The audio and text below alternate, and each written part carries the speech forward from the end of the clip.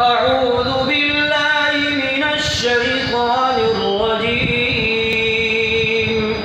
بسم الله الرحمن الرحيم.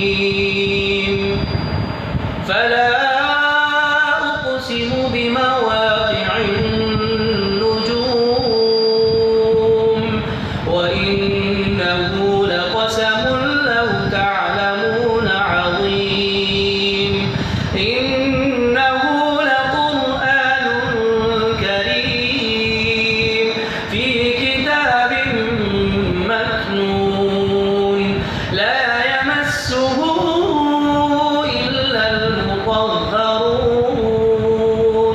تنزيل من رب العالمين. أفبهذا الحديث أنتم مدهنون وتجعلون رزقكم أنكم تكذبون.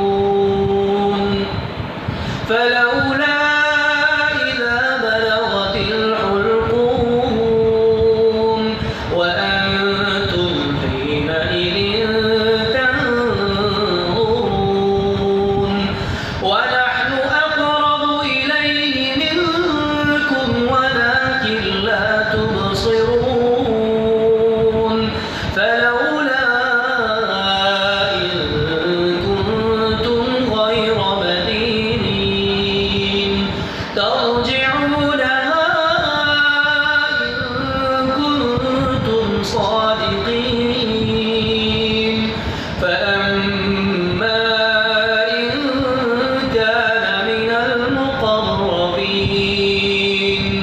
فروح وريحان وجنة نعيم.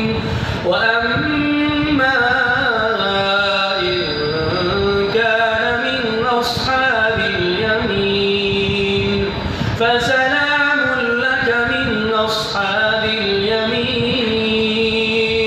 وأما إن كان من المكذبين الضالين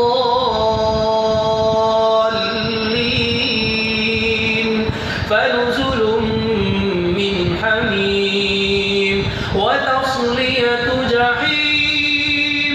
إن هذا لهو حق اليقين. فسبح